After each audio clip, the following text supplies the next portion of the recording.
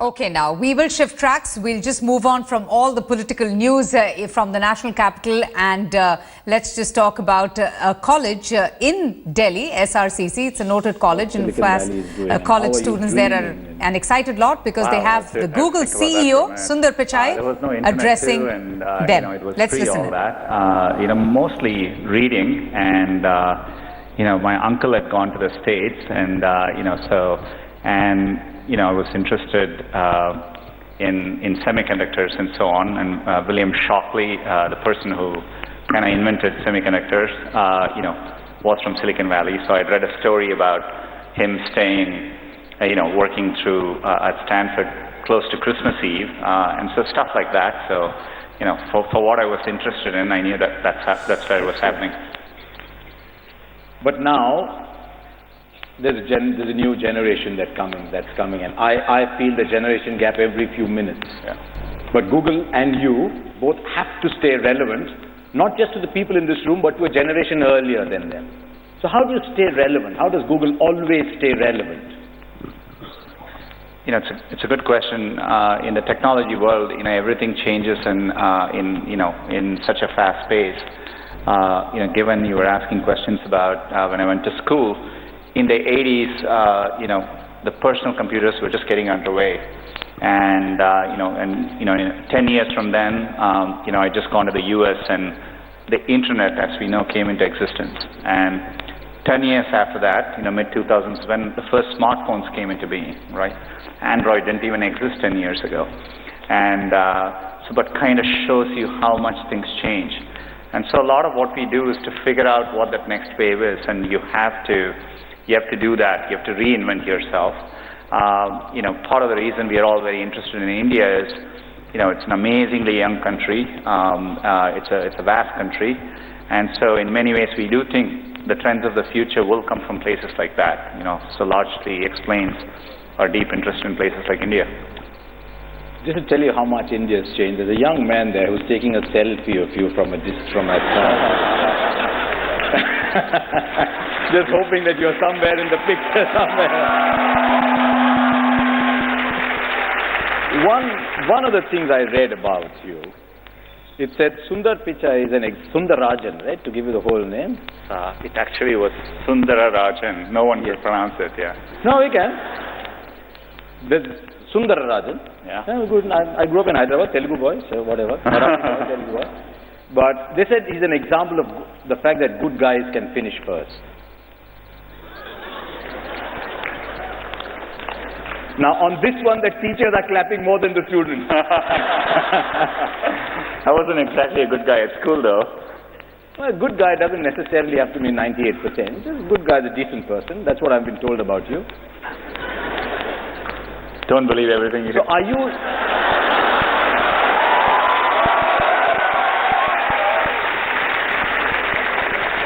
And that brought more cheers. So you're not the Rahul Dravid of the tech industry. I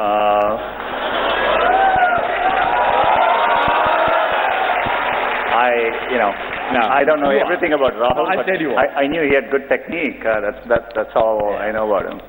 No, I'll tell you, a lot of us with a simple middle class background, and I can relate entirely to what Sundar is saying, we find it very difficult to talk about ourselves. So maybe that question was a little wrong. Is Google a fun place, or is it a place of workaholics? No, I think it's there's a lot more balance than people realize. It's an amazingly fun place. I think it is. I did feel like when I first went to Google, I was like a kid in a candy store. There is, you walk around, people are working on amazing things, and and so really stretches your mind.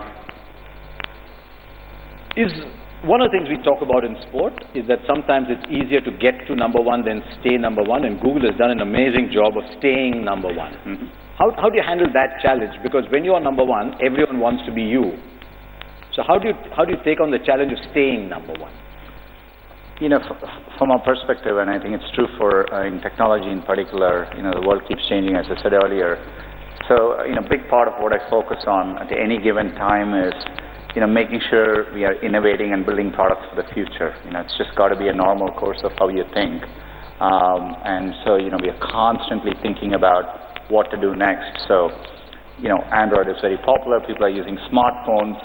But, I always sit and think about what is the next version of how people use computing, right? And so we are thinking about, things like virtual reality or augmented reality. So these are all new areas, but we are constantly thinking about it. And so you have to do that on a constant basis to push forward. Because Google is a great example. The tech world is littered with shooting stars that came up, that shot, that lit up the world, and literally like meteors went away. Google has been phenomenally successful in bucking that trend. Yeah, and I think we've always had a very ambitious mission. We wanted to organize the world's information and make it universally accessible. I think in the context of smartphones and how people use it around, if anything, that mission is even more relevant. There's a lot more information which people consume, so we want to do a better job of that. And we feel like we are in early days of that mission, with things like what we call as machine learning and artificial intelligence. We'll be able to do much better with all of these things. And so for us, the journey is just getting started. One of the reasons everyone here, I suspect, is excited to meet you is you are what they would like to be. An Indian who studied here, went overseas, and did what everyone would dream of doing. Is it mandatory even today, you think, for people in this room, for an Indian to go west to become a tech star? I hope not. I think one of the things which is exciting, I'm excited to be speaking here, is I do think there are many different paths you take, and I think especially I was telling someone on the way over here last week, someone on Twitter tweeted to me and said, thank you on behalf of Indians, this was Indian American, but he tweeted to me and said, thank you on behalf of all Indian Americans for not being a doctor, and showing other paths exist. And I hope it's the same. Being in the U.S., I find people take a remarkably varied number of paths, and so I do think it's important to follow your dream and do something which you're excited by. So I think if you follow your heart and do what you like, you will always do much better. And so I don't think it matters that you're an engineer or you're in science, or it could be in any field.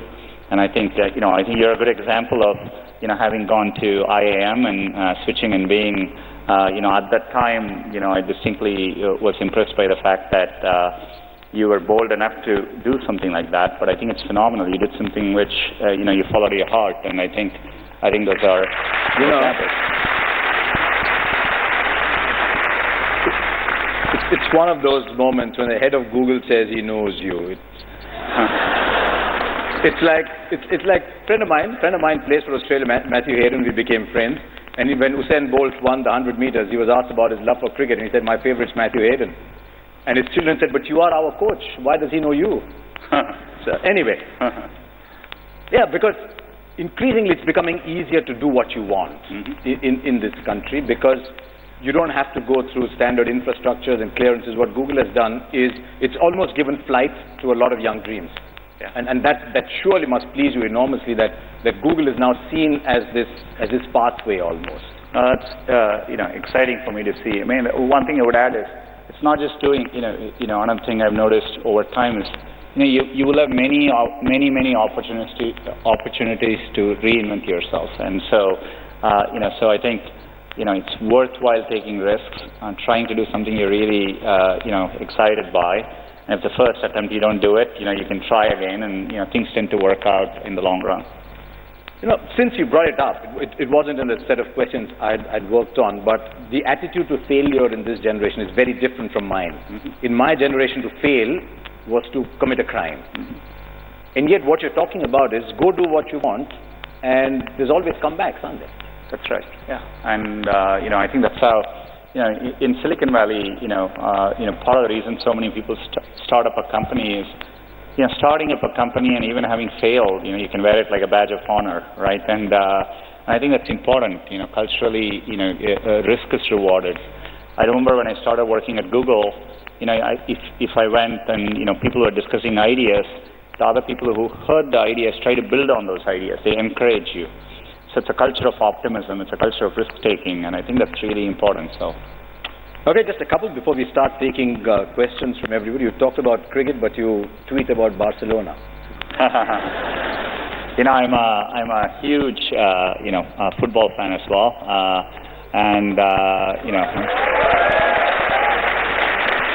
I remember when I was young, waking up and driving my mom crazy because I would wake up in the middle of the night to watch World Cup soccer at that time and to watch the Brazilian team in those days, in the 80s. And, I continue to, cricket and soccer are two sports I follow. I follow actually football more now because it's easier to follow it there. And I'm a very big Barcelona and a Messi fan. All you guys who wanted to talk about Cristiano Ronaldo, don't. I don't know whether you saw the recent El Clasico in which Barcelona won 4-0.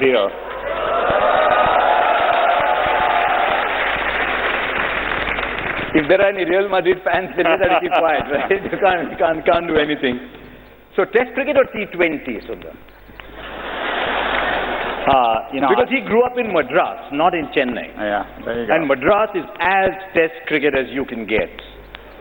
I was telling Harsha just before we walked in, I was fortunate enough to go and see most of you may not remember, but in the 80s, in 1986, we had it was the second tie test, I think, between India and Australia. And I was in the stadium then, and somebody had given me tickets because they thought the match was going to be a draw. But I always thought Test cricket was amazing. I had the time to watch it then too. But I followed the transition to one days very, very well. T20s I catch it, but it was something I didn't grow up with. So, I don't enjoy it as much as I do one day or Test cricket. But it's exciting. Okay, too. since you're here, I'm reproducing a line somebody told me. They said, in the Google era, Test cricket is threatened. In the Google era. Where everything is at your fingertips, everything is moving so fast. Yeah. But some things stand the test of time. So hopefully they do. I'm a big Test cricket fan anyway. Yeah. Okay, one last question before I throw open the questions for you. What next for Google? And I know I'm going to come back at the end to ask you that question separately too. But there's glass, there's cardboard, there's cars. Can Google make 150 kilometers an hour bowlers?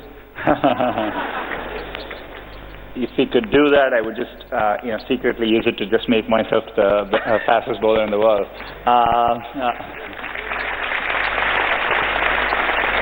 I think there are many things we are working on. Things which I'm excited by are, most of what we do today in computer science is, by engineers coding, and these are hand-coded systems. Over time, what we call as machine learning, or an extension of that, artificial intelligence, we'll be able to, in a learned way, build systems which automatically learn and do things. And that is, we already do it today. So, for example, when you talk about self-driving cars, the way the cars recognize that it's a stop sign or pedestrian, these are machine learning. These are what we call as deep neural nets, and they automatically learn what they are doing. So these are incredibly powerful things to come in the future, and so I think we are barely scratching the surface, and things like that will apply to healthcare, many, many fields. And so, there's a lot left to do. One day, the self-driving cars will learn how to drive in Delhi. that one is pretty hard, yeah. Okay, excellent. We've got questions from you, and it's incredible how many of you wrote in and asked questions. He's wearing a Google shirt as well. Okay. Okay. Question comes from Chandra Nair. Chandra? There you are. From Kulachi Hansraj Model School. Have I got the pronunciation right? Yes, sir. Excellent. Chandra, your question. My question is, what would you have been if not the CEO of Google? Wow, I would have taken, I'm not that picky, football or cricket, I would have been okay with either. I think I would have still been building software products, that's what I love to do, and, I always was fascinated by the fact that, with software, if you had an idea in your head, you could make it happen, and you could see that what you did. And, I love building products at the end of the day, and, it's what I would have liked to do. It's the old thing, isn't it? When you remember my father telling me when we were growing up, become whatever you want, but just try and become the best at it. So if you want to build products, just try and become the best at it, don't you? Okay, I think we're going left to Soumya Doshi from SRCC. Hi, Soumya, I'm Soumya. Hi, Sundar. Hi, Harsha. So my question for Sundar is, I'm right here. Ah, there you are, yes. So my question for you is, what motivated you to switch fields from first metallurgy to management to computer science?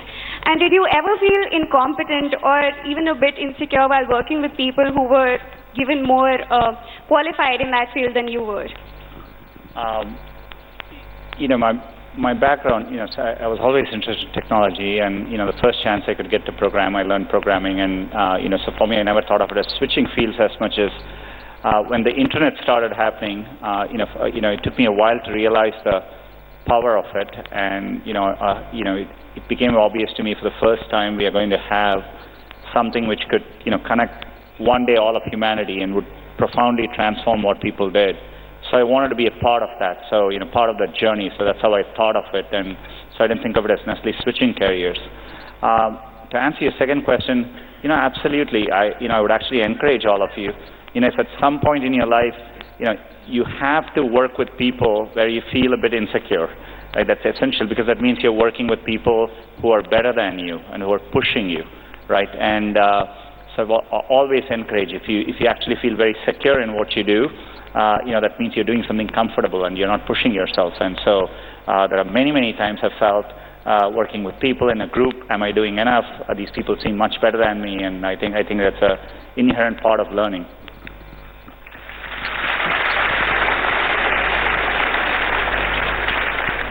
Shri, if there's one thing you want to take away from this hour you're getting with Sundar, may it be that. Let yourself be insecure from time to time. It's a lovely thing. The moment you start to get secure, and I can tell you we all, because you've seen a little bit more life, the moment you get secure, you're actually moving backwards. Okay, we've got a video question, and it's coming from IIT Kharagpur. So can we get the video question, please? Hello, Mr. Pichai. Greetings from IIT Kharagpur. My name is Hardik. My question is, recently startups from IIT is having on the rise, and they're set to transform India into Silicon Valley of the East. So from your point of view, how much impact do these startups really have on India's progress, and how do you think this impact will change the fate of the nation in the coming years? I'm not sure I got the last part, but how will this change the pace of the nation in the coming years? Every year or 2 years, whenever I make these trips back here, I've always been waiting for this change in India.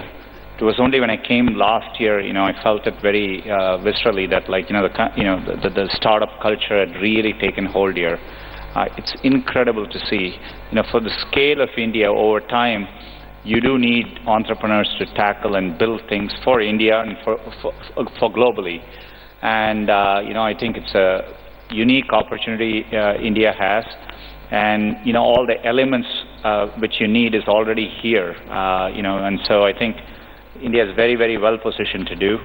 The entrepreneurs I meet, we had, as part of me being here, along with Rajan, who heads Google India, we hosted a set of entrepreneurs, and, I spent a bunch of time talking to them.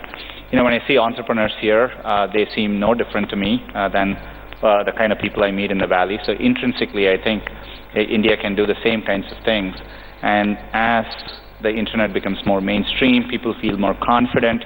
You have a much larger domestic market to tackle. That'll give you the confidence to tackle not just a local market, but global problems as well. So I think we're very well positioned. Would it be fair to say that the number of entrepreneurs in a system is almost a measure of the confidence of a generation? Yeah, the one good thing about India is I think, there's always been, whenever in India I used to walk around and go to some remote corner and find a tea stall, I always felt there is an entrepreneur there somewhere who saw that opportunity. So I think that streak has always existed. But I do think this generation, to your earlier point, I think is less, afraid to take risks and follow a conformist path, which is good. Excellent. I hope this realized somewhere that the generation before allowed them to do that, but it's okay. Okay, let's go to Shri Goswami. Shri, there you are. From Purnima University, are you? Yeah. Okay. Yeah, hi Sundar and hi Harsha. Yeah, I just want to ask that there are large number of developers who are students and developing quality apps, and they have startups as well. So how Google is planning to help them or support them apart from GBG or GDG groups? Developers are, I think, the bloodline of software, right? I mean, like, the more developers you have, you'll have more ideas and problems getting solved. India is, uniquely positioned. There's tremendous interest in software development compared to most countries in the world. One of the things which we announced, as part of me coming here, is we have a new program underway we are investing now. We plan to do this over the next 3 years to train 2 million new Android developers. And we are doing that in partnership with 30 universities. And so I'm incredibly excited by that. And, because for me, getting that many developers out there in the workforce, some of them will be entrepreneurs and will go on to solve many new things. A lot of these people are from Delhi, maybe they're from around here, but I think you'll find that the real fever will actually come from outside the metros. I mean, I'm not saying these people don't have the fever, but it's fantastic to see how India has grown into the smaller towns. And it's grown largely because people like Google have made information available to them. So Google has almost democratized society to that extent. Exciting to hear. Okay, we've now got a teacher. This way. Malini Narayanan. From Army Public School, Shankar Vihar? Yeah. Morning. Come on. Sorry, I'll turn back this way. There you are, ma'am. Yeah. A special moment to interact with you. Must also tell you that we have over 200, 300 school students here, and I head the Army Public School. I'm the principal. My question to you is, the Indian education system has done extremely well. We have you in Google, and that is the proof of the pudding. We want to know, how do we now adapt ourselves to become future ready? And what are the skills and the techniques that the children now need to learn so that they have an edge over the other competitors? There are plenty of nations fielding people. So how do we get the edge over the other nations of the world? Thank you. For me, I think a way, as you said, India has a strong educational system, and there's a culture of valuing education, which is phenomenal. I think ways in which we could move forward would be, for me, if I look at what is needed to solve the next generation of problems, creativity is an important attribute. I think so. Encouraging more creativity through the educational system. Today, I do think our educational system values, rigorous academic knowledge over necessarily, being more creative in how you approach education. I think that's important. Another thing I would say is, and I think I've seen it in the best schools in the U.S., etc. It's what I call it's very experiential, very hands-on. people learn how to do things by doing them, and not just by learning about them, right? And I think that's a big difference. So, to me, so allowing a system in which there's a lot more creativity, learning how to get things done by hand, and so much more of a project-based experiential learning are all, I think, trends which the Indian educational system needs to adopt. And I also think it's important to teach students to take risks, and and making sure the system doesn't penalize for you to take risks, and if you're different. And so those are all attributes which I think are important. You have no idea how popular you just became with her students. No, but it's interesting, because a lot of the time in the Indian education system, as I was getting my son to study for his exams, and he said they're only testing me on what someone else has already answered. They're not allowing me to learn for myself. And what Google has done now is Google gives all the answers to the questions that are going to come in the exam. So how do people study? And it's a very valid question that she asked. How do we study now? So the education system has now got to adapt to the fact that Google is giving you all the answers anyway. Maybe that's one of the reasons why we are very good at re-engineering, but not as good as inventing. So, okay, there you are. Thank you, Majid. Thank you very much. Okay, we've got another video question coming for us. Here's an interesting one. Can we play the video, please? Hi Sundar, why do we still not have Indian desserts as Android OS names? Like N for Naan Khatai, N for Neyappam, or maybe P for Peda.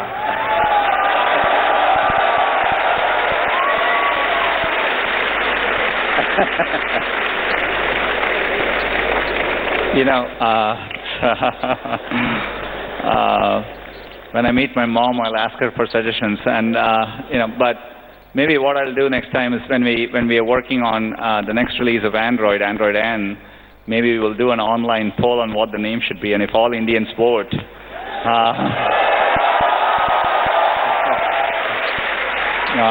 I think we can make it happen. Let me tell you one thing about Indians online. The only community that ever wins online polls are Indians. Because we just have such numbers. Which is why I'm suggesting it.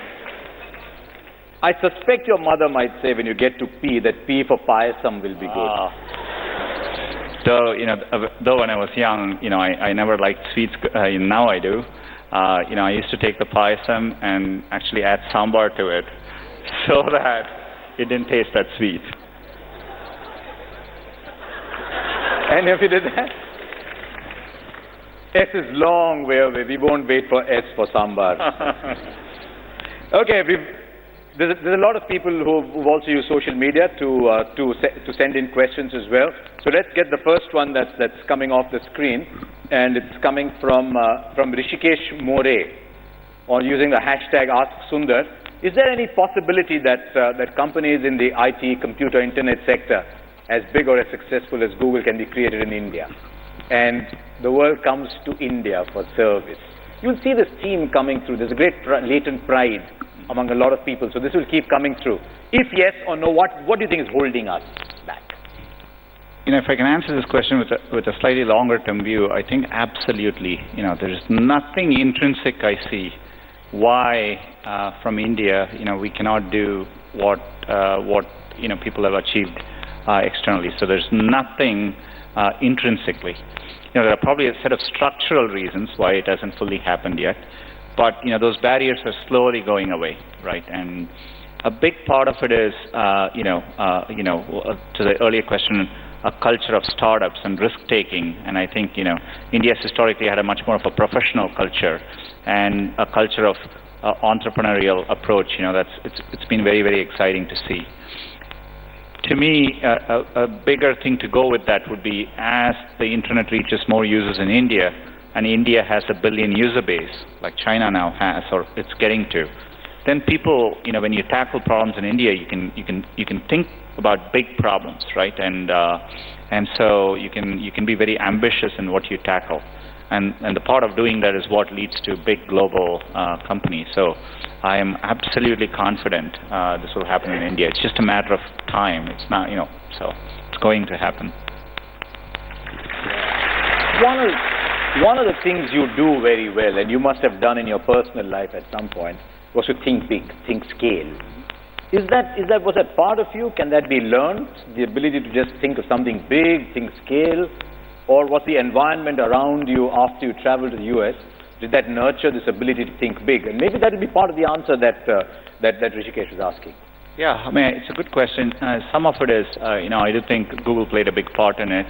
I think at Google always, we used to think about solving problems. Always what we would look for is, will it one day apply to 1 billion people, right? And so if we did something, will it work for 1 billion people? And we wanted to work on problems which people used in their everyday life. And so we always asked those questions. So everything we did, when we worked on even simple things like, at the time, Google Books, the approach was, what if we could scan all the books in the world and bring them online? And so there was an inherent assumption of scale in everything we thought, and so that really helped shape my thinking. Excellent. So guys, think scale. Okay, we're going back. I think that's Sushma from the North Cap University. Sushma, you're around somewhere? Hi. Ah, there you are. Hi. Good afternoon, sir. So we heard that Google committed to provide the broadband connectivity on almost 500 railway stations in support for the Digital India initiative. So, sir, the question is, how do you think this is going to benefit Google, and how do you think India is going to get benefited from such an initiative? We are very excited about the public Wi-Fi project. It's the largest public Wi-Fi undertaking in the world, because the 400 railway stations which we are working on, each day will get over 10 million passengers. And we are talking about real high-speed connectivity through Wi-Fi. So you can watch your favorite Bollywood videos in high definition, and many more things.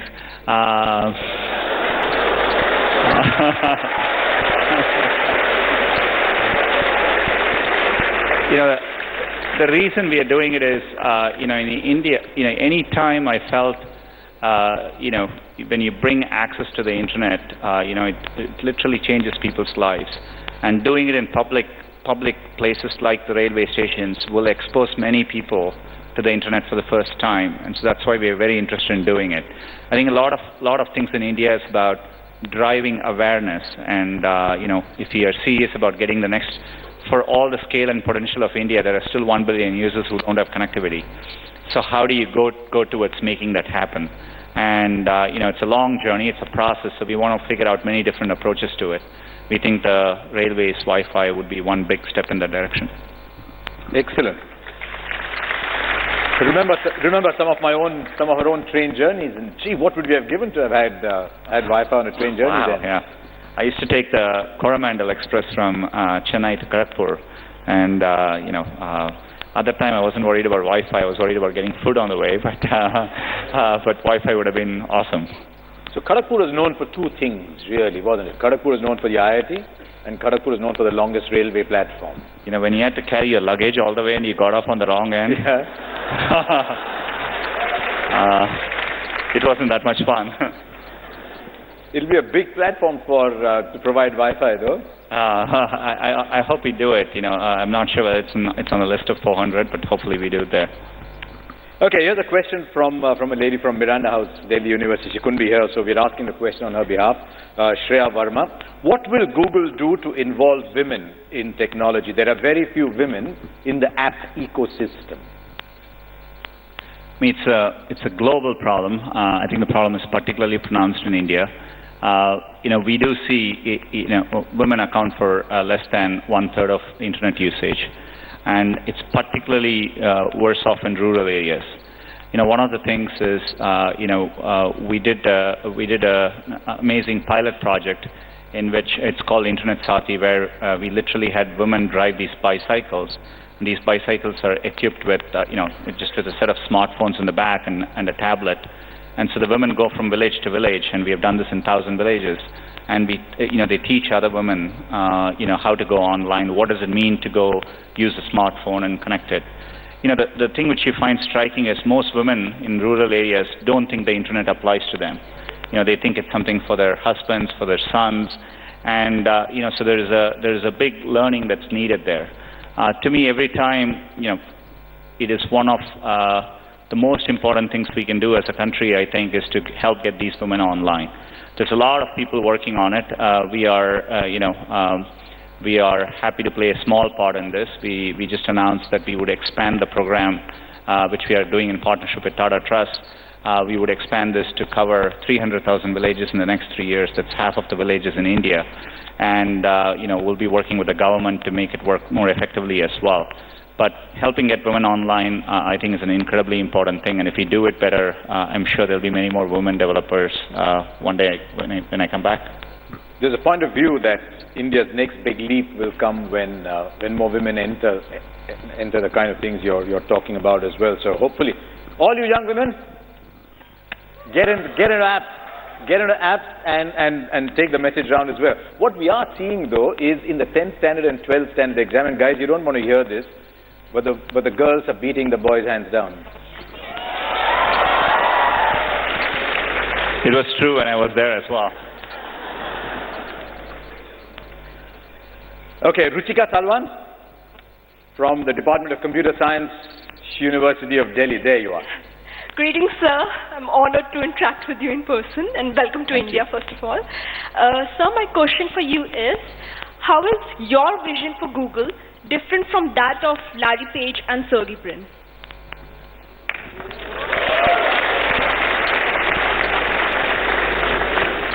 I've worked with them very closely for many, many years. I think, part of why we have been able to do this together is we kind of share the same aspirations.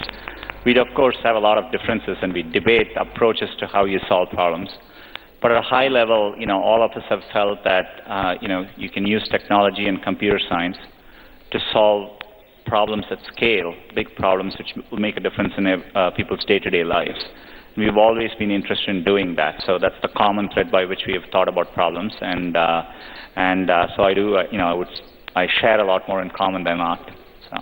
Didn't you ever sort of get up one morning and say, you know what, these two guys produced a world-changing company, and they want to give it to me? They're still very involved. I think they are equally ambitious, and they want to do a lot more with it. I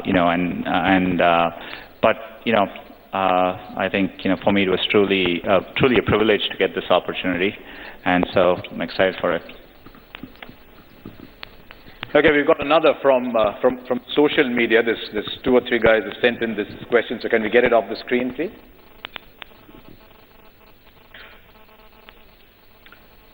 Okay, Naveen Subramaniam, Shravan Ravi, Vishal Goenka. There are many Google services and products that are not available in India. Why is that, and what are the plans to make them available? You know all those names. Some of Google's biggest services aren't available here, says Shravan as well. Vishal's asking that too. It's a good question. We do work hard to bring our services to India. So, for example, I see the question has Project Loon, and we are working very hard to bring a Project Loon experiment to India to start with, and it's part of what I came here working on. So we are working very, very hard to bring everything we want to India. But increasingly, we also see an opportunity to do things first in India, and then actually it'll work for global markets too. So, for example, YouTube offline, we first did it in India last year, and now it's in 77 countries worldwide. So we see that as a good template by which how we approach things in the future. So which is why we are investing a lot more in India. Part of it is we are expanding our engineering offices in India significantly. We're going to be building a big new campus in Hyderabad, and so I'm excited about what we can do here and take it globally to the rest of the world. So more and more products are going to be built in India? Yeah, it's a goal. It's a goal that, especially for markets, mobile, the way it's scaling up, we do think we can do things here which will apply globally elsewhere. Excellent. Everybody, get on, buy your tickets, go to Hyderabad. Okay, from Amity University, where's Jasting Bhasin? Hello. There you are. Hi, Sundar. Hello. I have an interesting question for you. I had read somewhere that you have unusual gift that seemed a little more than a curiosity when you were a child, but has served you incredibly well in adulthood, which is insane numerical recall, and can remember every number you have ever dialed. Is it true? It's no longer true, but at the time when I was in India, we were lucky because the phone numbers were only 6 digits, so that helped. And Google didn't exist then, so people all over my family and friends, if they wanted to call a phone number, they would just ask me. And so I just got used to the habit of remembering every phone number I had called or I had heard about. But when I went to the US, the phone digits were, first of all, 10 digits, so made it much harder. But as soon as I got a smartphone which started storing phone numbers, I stopped thinking about them. So I can't do it now, but I used to be able to do it a long time ago.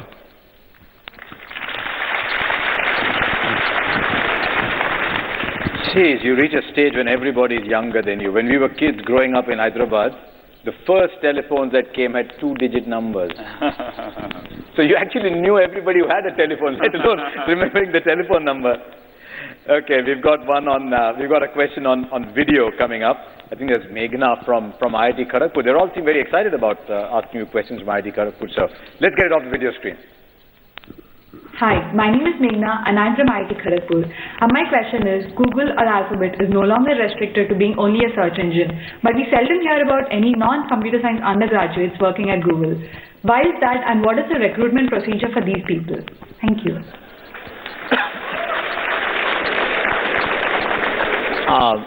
It's not. I mean, we do hire a lot of people, who are non-computer science undergrads. If you look at the scale of Google, to do something, to do a product well, building the product is only one aspect of it, right? You want to be able to build it, you want to scale it, take it to market. How you take it to market? How do you market it? How do you sell it in certain cases? The end-to-end work that takes to make a product happen. It's a very cross-functional thing. So we hire people from all kinds of backgrounds. There are language majors at Google, people who have done history, people who have done business, commerce, and engineering. So I'm confident In fact, the majority of people at Google probably don't have computer science as an undergrad background overall. So follow your dreams and you can work wherever you want.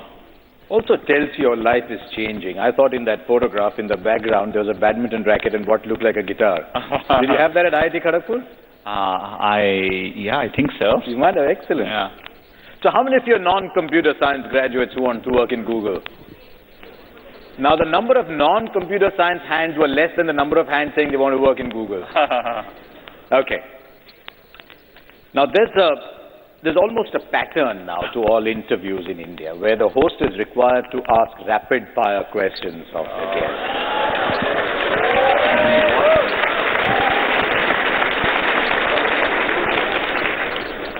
These are not my questions. The only condition is that the questions will be asked quickly and the answers are short. Okay. But your answers are always short. Okay, here we go, Sundar. Okay, rapid fire questions. When did you buy your first phone? Smartphone? Any phone?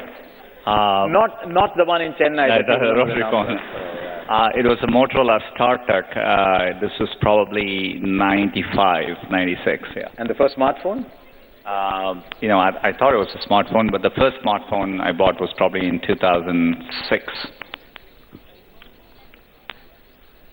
Actually, here's another question. How many smartphones do you have? Because I think you'll find the average in this room is not one.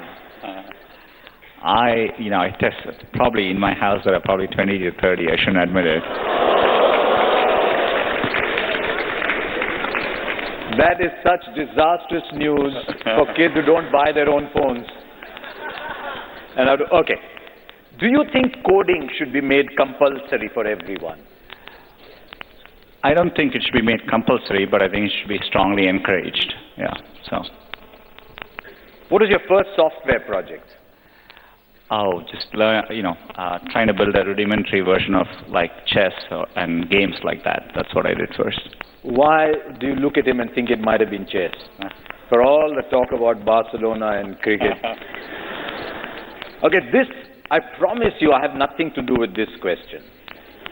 How much did you score in your class 12?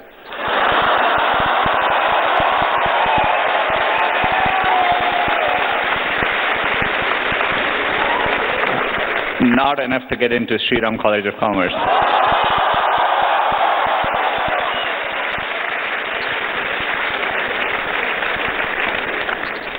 And of course, to get into IIT Kharagpur, you had to write an exam. Yeah, but it wasn't based on my class 12 grades, yeah. How important are class 12 grades anyway? No, it's a serious question because when we were growing up, class 10 and class 12 grades were everything. Yeah. There were some people who were good enough to write entrance exams and get into IITs, right? Some of us weren't. Yeah. So we had to live with our 10th and 12th standard grades. There are too many teachers in the room for me to answer that question. Okay, last one. Where do you see Google in the next 30 years?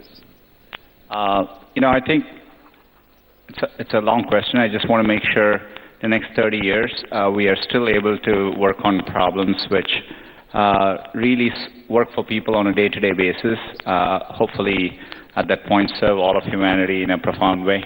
So that's where I want to be. And that is important to Google, isn't it? It is. It is a core part of at least what drew me to Google. I think the chance that we could work on products which would one day, reach everyone in the world. I didn't have access to computing growing up, and once I got access to it, it changed my life. And so I've always been interested in. This is why we work on affordable Android smartphones or Chromebooks, and being able to reach everyone. I think it's a foundational part of what we do. 2 o'clock. We've got our last question coming up, and it's coming off our screen. Right, everyone, all eyes on the screen. Gagan Kaira. Why is the special edition, I'm going to just correct the spellings as I go. Why is the special edition Star Wars cardboard not available for Indians? This is one of those applause, that kind of applause that is going to grow as it goes around. We should figure out. These are these amazing, we just handed them out at Google last week before I left. and they're really amazing ones. Wouldn't it be nice if we could give one to everyone in the room here? Does everyone include people on the stage as well?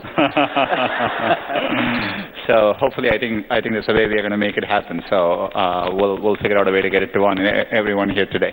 You know,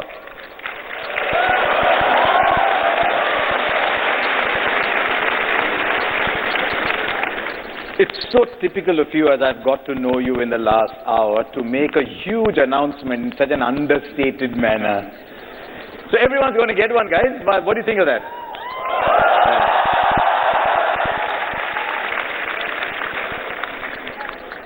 There is one other thing I have to do, because it's now the thing that all Indians do. But you don't get to take it, I do. This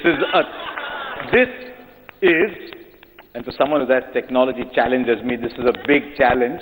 This is a 360-degree selfie. Okay, so I'll take a couple. I don't know if you can stand that far apart, but I'll aim it at you. It's okay if I don't get in, but 360 I will, I guess. Okay, there you are, and I'll come closer. Sit. This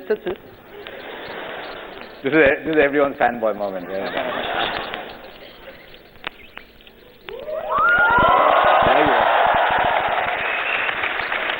It's incredible. I saw some of these, and for someone who has challenged as me, it sort of blew my mind to do a 360-degree selfie, which means everybody is in it. So, there you are. Thank you very much, everybody. Thank you, all of you there as well. Thank you.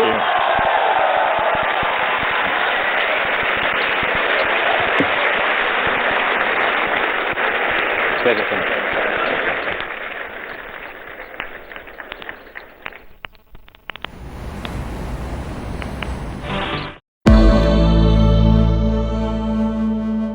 26th of November, YSR Congress Party MP from Rajampet, PV Mithun Reddy, along with his supporters, allegedly slapped the Tirupati airport manager Rajshekhar when airport authorities refused. The winters are upon us. Time to take out your sweater jackets and, in my case, cap. In fact, my colleague Rohit has already started knitting. Now, Sony smartphones, I really like them, because they have their own design philosophy.